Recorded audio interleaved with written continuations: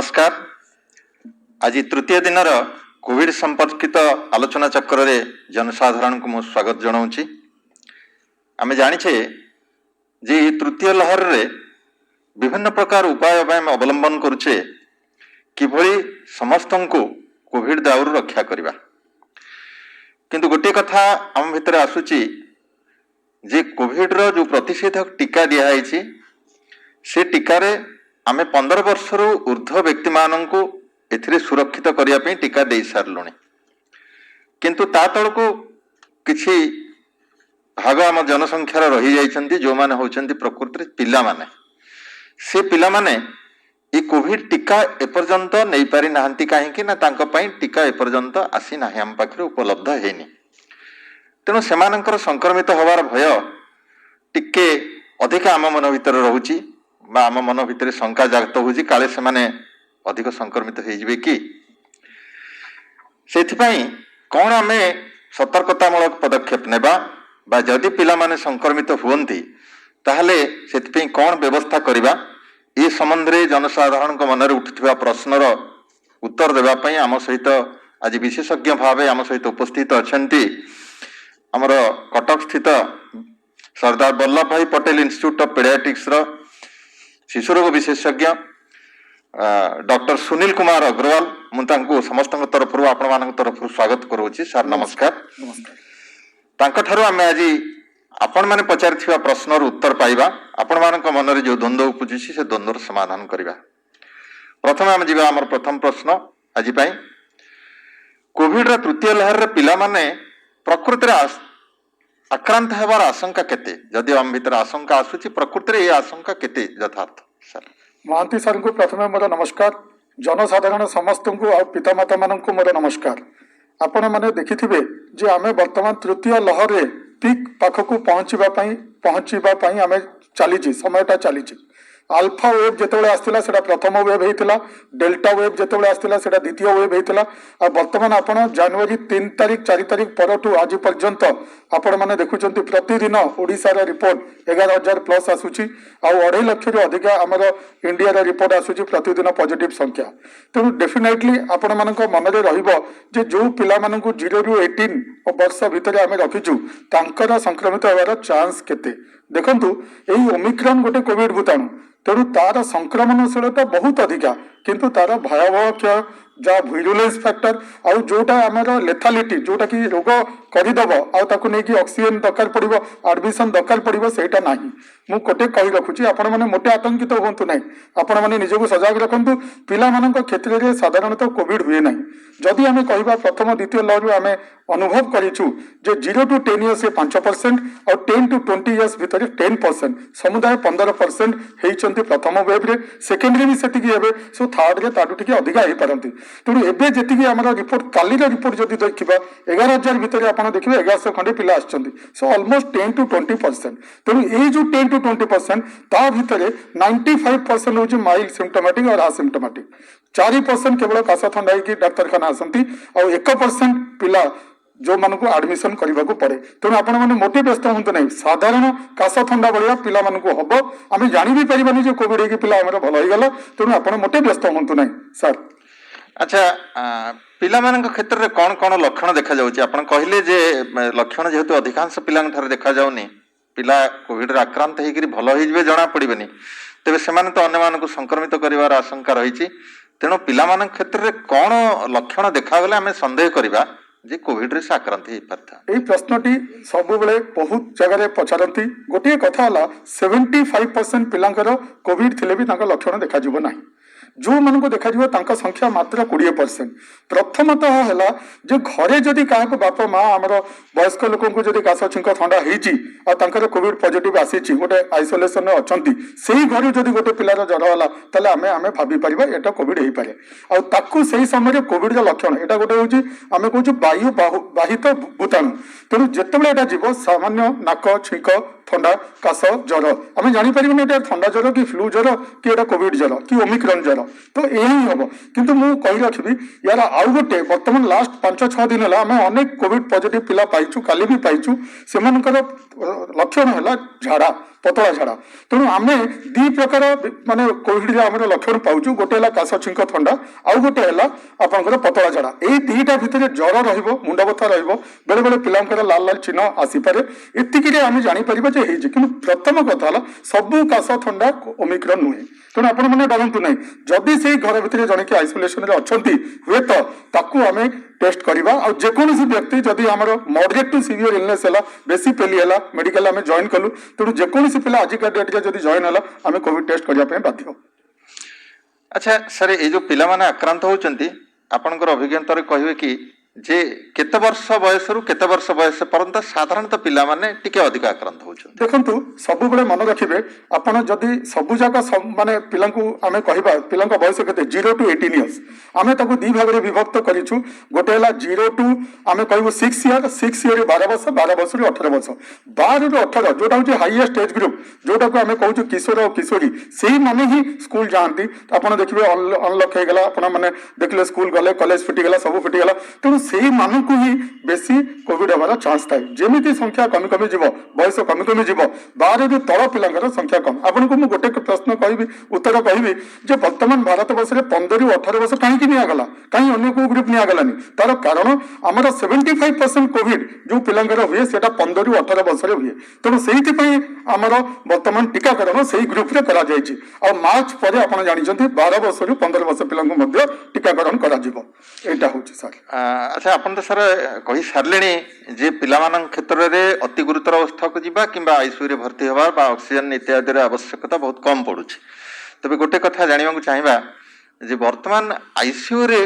केते परस जो माने पिलामान भीतर आक्रांत होइछन्ति सेमान भीतर आईसीयू को केते जाउछन्ति बोली आपन पाखरे तथ्य एमति रहिछि देखो गोटे होछि अनुभूति आ गोटे हबा को जाउछि आमे गत वेब रे अनुभूति पाइछु less than 1% kid needs ICU admission 100टा पिला जदि संक्रमित हेले ता भितर आईसीयू जीवा पिलार संख्या होछि 1% और लेस देन दैट किंतु एठी मु कहिबी आपण प्रतिदिन देखुछन काली जो न्यूज देखुछन 1100 पिला परदिन थिले 1200 पिला किंतु ता भितर हमरा आईसीयू रे वर्तमान सुधा एत बड़ हस्पिटाल जोटा कि प्रीमियर हस्पिटाल आम कहूँ माने कटक रे शिशुभवन रे गोटे भी पिला आईसीयू रे नहांती ता माने आपण जदि प्रश्न पचारे it is less than 1% it is very less तेणु आमे कहबा पिलांक क्षेत्र रे कोविड हुए किंतु सेटा सामान्य किंबा असिम्प्टोमेटिक हुए और जदि काश ठंडा जोर हैला से माने आसीबे तांकर चिकित्सा मध्ये अछि तेणु आईसीयू जीवार प्रश्न नाही कहले भूल हबो किंतु हेई पारे किंतु तांकर संख्या अति नगण्य। अच्छा आ गोटे कथा सर जे आमे जेहेतु पिलामान क्षेत्र में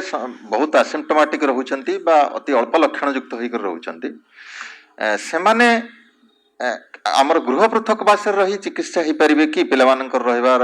यथार्थ कि निश्चय कहीं कौन से पिला आपंकर चाहिए जो हॉस्पिटल भितर रही मुझे कही सारे जे 95% पिला होते असिम्प्टोमेटिक और माइल्ड सिम्प्टोमेटिक केवल पारासीटामल दरकार आउ किसी दरकार नहीं ज्वर हेल्ले पारासीटामल थंडा हेल्ले आम सेट्रिजिन लिवोसेट्रिजिन देकी आम घरे भल खाना देकी रखिपर तेणु आपंकर जो प्रश्न आम पृथकवास कि आइसोलेसन रखिपर ना नियम समस्त सामान जदि आम नियम कहुई थर्ड वेव रे आम आइसोलेसन पॉजिटिव हवा दिन ठारू 7 दिन रखा सो पिला पत्र प्रযোज्य किंतु कथा जो मैंने 6 वर्ष ऊर्ध्व से दरकार पड़े आम टे आइसोलेसन किंतु 6 वर्ष कम पिला से माँ सहित जोड़ी होगी रही so that is a risk जे पिला पॉजिटिव टू माँ नेगेटिव वाला को जापे किंतु से आम सब जनसाधारण को हाथ जोड़ी कहूँ जदि आप 2टा टीका कंप्लीट करना कर दिंतु और जदि आप घरे वयस्क लोक किए अच्छा 60 उपर से 9 मास अतिबाहित हो जाए सेकेंड डोज पर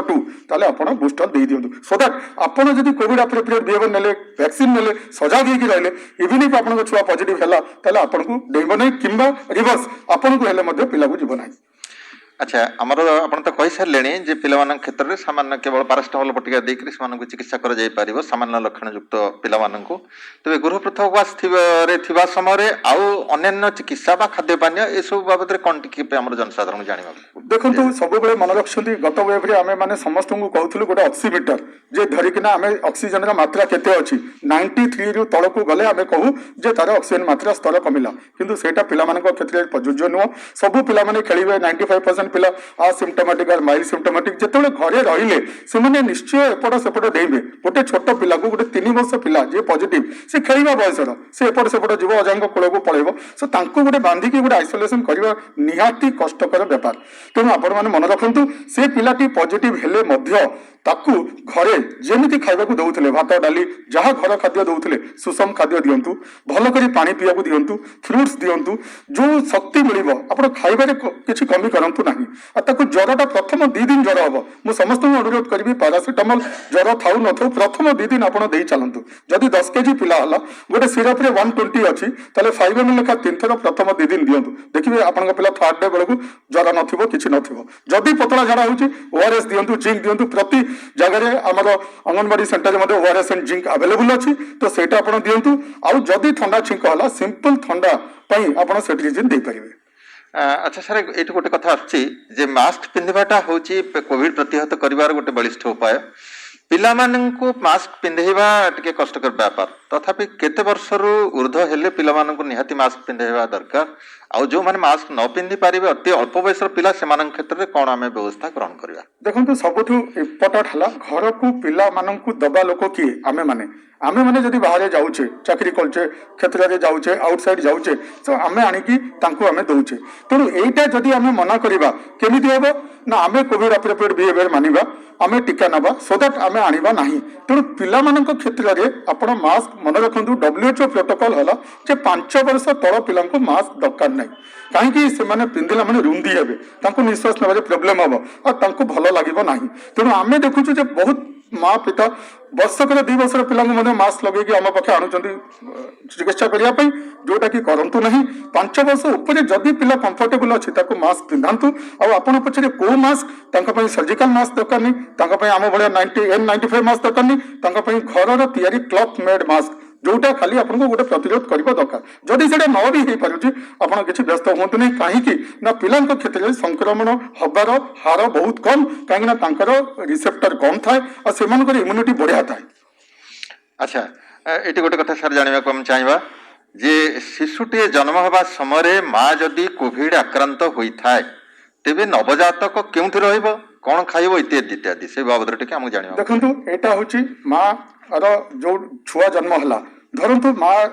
ପେରିନାଟାଲ ପିରିୟଡ଼ ଆମେ କହୁ ଡେଲିଭରି ସମୟରେ ତାକୁ କାଶ ଥଣ୍ଡା ଛିଙ୍କ ହେଲା, ଆମେ ଇମିଡିଏଟଲି କଲୁ ଆଣ୍ଟିଜେନ୍ କିମ୍ବା ଆର୍ଟିପିସିଆର ପଜିଟିଭ ଆସିଲା, ତାହେଲେ ପ୍ରଥମ ପ୍ରଶ୍ନ ସେ ପିଲାଟା ପଜିଟିଭ ନା ନାହିଁ। ଏବେ ନୂଆ ଗାଇଡଲାଇନ ଅନୁସାରେ ଯଦି ସିମ୍ପଟମ ନାହିଁ ପିଲାଟା ଭଲ ଅଛି ଜନ୍ମ ନେଲା ସେ ତାର ମା କ୍ଷୀର ଖାଇବ, ତାର ଅଧିକାର ହେଲା ମା କ୍ଷୀର ଖାଇବ। ଦେଖାଯାଇଛି ଯେ ମା କ୍ଷୀର ଖାଇଲେ ଇଭିନ୍ ମାର ଯଦି ଯୋଉ ଆଣ୍ଟିବଡି ତିଆରି ହେଉଛି ସେଇଟା ମଧ୍ୟ ପିଲା ପାଖି ଗଲା ଆଉ ତାକୁ ମଧ୍ୟ ପ୍ରୋଟେକ୍ସନ କଲା। ଆଉ ବ୍ରେଷ୍ଟ ମିଲ୍କରେ ଆପଣଙ୍କର ଅମୃତ ତା ଭିତରେ ସବୁ ଆଣ୍ଟିବଡି ପ୍ରୋଟେକ୍ଟିଭ ଫ୍ୟାକ୍ଟର ସବୁ ଭର୍ତ୍ତି ହେଇଛି। ତେଣୁ କୋଭିଡ ପଜିଟିଭ ମା ତା ପିଲାକୁ ନିଜ ପାଖରେ ରଖିବ। ପ୍ରଥମ ଗାଇଡଲାଇନ ଥିଲା ଯେ ଆମେ